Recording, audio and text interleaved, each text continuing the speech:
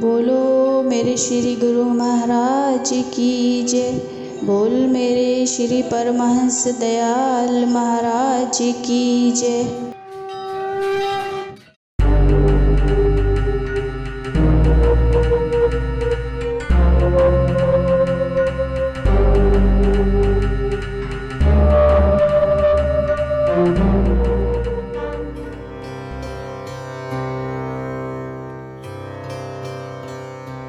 एक रोज़ इरशाद हुआ कि हमारी उम्र करीबन 8 या 9 महीने की थी कि हमारी वालिदा पूज्य माता का सहसा शरीर बरत गया।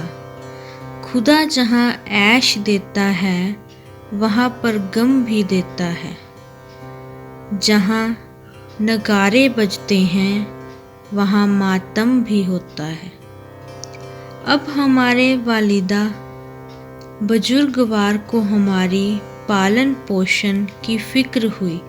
हालांकि हमारे वालिद बुजुर्गवार के हजारों ही मुरीद सेवक थे, मगर उनकी खास मोहब्बत व तवज्जो एक साहिब लाला नरहर प्रसाद कोम कायस्थ श्रीवास्तव से थी। ये साहिब भी नए बाजार में रहते थे और पेशा वकालत व मुख्तारी करते थे। उनको भी कोला धर्म का उपदेश खानदानी था।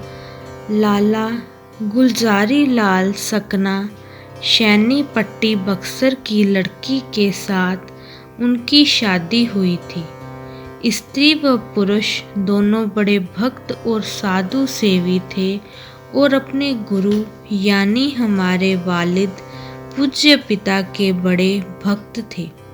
लाला साहिब के बड़े भाई लाला कृष्ण मोहन लाल जी महाराज बेतिया के मुख्तियार थे। उनका भी पाठक जी पर बड़ा श्रद्धा था।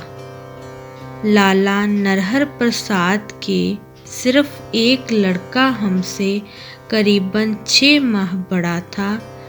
दुर्भाग्य हमारी वालिदा माताजी के स्वर्गवास से 1 माह पेशतर वह स्वर्गवास हो गया। इसीलिए हमारे वालिद साहिब ने हमारी वालिदा माजिदा की मृत्यु के बाद हमको लाला साहिब के सुपुर्द कर दिया, ताकि हमारी परवरिश भी बखूबी हो जाए और उनका भी गम गलत हो जाए। लाला साहिब और उनकी शीलवती स्त्री ने भी हमारी परवरिश सिर आँखों पर कबूल कर ली। अलगरज हमने कायस्थीनी माई का दूध पीकर ही परवरिश पाई और वे दोनों हमको अपने सगे बच्चे से भी ज़्यादा अजीज रखते थे और ऐसा लाड चाव करते थे कि हमको कभी अपने माता पिता का अकस्मात भी चितवन ना हुआ। लाला साहिब ने एक बादी श्रीमती मिर्चिया और उसके लड़के दिलसिंगार को हमारी देखरेख के लिए नियुक्त कर दिया था। उन दोनों ने भी हमारी बहुत सेवा टहल की। एक रोज़ इरशाद हुआ कि हमारे वालिद बुजुर्गवार के शिष्यों में जैसे प्रेमी लाला नरहर प्रसाद थे, वैसे ही उनके सत्संगियों और मित्रों में से लाला देवी प्रसाद कोम कायस्थ अमिष्ट कोल धर्मी सरश्तादार फौजदारी थे। और जिस तरह लाला साहेब पूर्वक ने हमारी परवरिश की थी, उसी तरह से सरश्तादार साहिब ने हमको धर्मोपदेश की। चूँकि लाला साहिब व सरश्तादार साहिब हम दोनों महाशय कायस्थ थे और उन लोगों में बजाय हिंदी व संस्कृत के फ़ारसी व अरबी का ज़्यादा रिवाज था।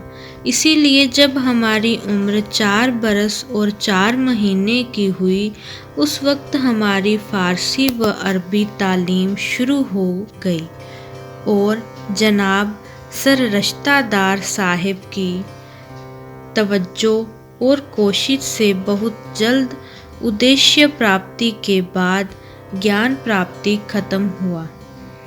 इसके अतिरिक्त लाला साहिब के यहाँ दिन रात मामला मुकदमा का ही चर्चा रहता था। यहाँ मुवक्किलों का हुजूम, या खाने बनाने और तैयार करने की बातचीत हुआ करती थी, क्योंकि लाला साहिब को उम्दा व नए खानों का बहुत शौक़ था।